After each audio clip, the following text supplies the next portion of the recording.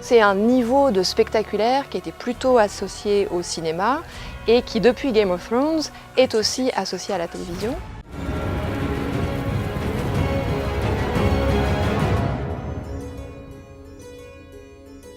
C'est une série qui nous offre des scènes comme on avait l'habitude d'en voir plutôt au cinéma. C'est à relier au fait que les technologies ont évolué. C'est aussi lié à une esthétique très soignée, cinématographique, avec des plans larges, des scènes avec des centaines de figurants, des effets spéciaux exceptionnellement bien faits, avec une grande attention à la lumière, par exemple, au contraste entre la lumière très dorée, très chaude, par exemple des scènes qui ont lieu à King's Landing, et les contrastes très froids avec tout ce qui se passe dans le nord.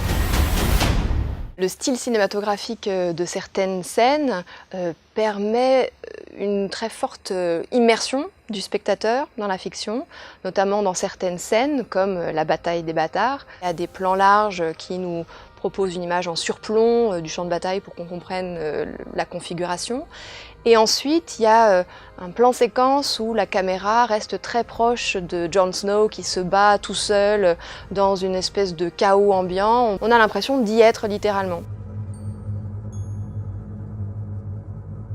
Ce qui fait son succès aussi, c'est sa complexité narrative, c'est-à-dire qu'au fil des saisons, on connaît de mieux en mieux un très grand nombre de personnages.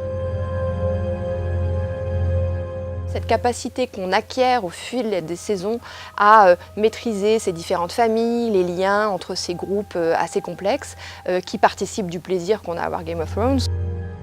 Cette idée d'un monde en suspens, menacé de toutes parts, bien entendu, résonne avec nos peurs climatiques, nos peurs politiques, avec les mouvements de population, les tensions internationales. Chacun peut projeter les grands enjeux de notre époque.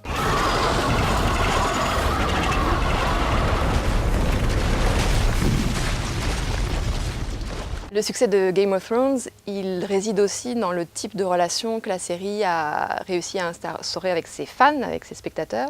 C'est-à-dire c'est une série qui suscite les échanges et c'est allié aussi au fait, à son mode de visionnage. C'est-à-dire c'est une série entre guillemets à l'ancienne que l'on aime suivre au moment où elle est diffusée à la télévision. Alors qu'aujourd'hui, on a ce phénomène de binge-watching où certaines séries sont mises à disposition des spectateurs sous forme d'une saison entière et on peut les regarder quand on veut, les 10 épisodes à la suite si on veut.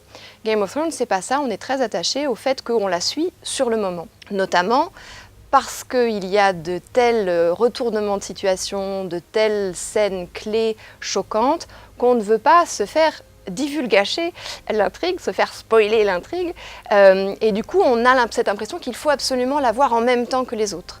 No! No, no! C'est entretenu bien sûr par les réseaux sociaux, par les discussions en ligne qui entretiennent une conversation très vivace entre fans autour de la série.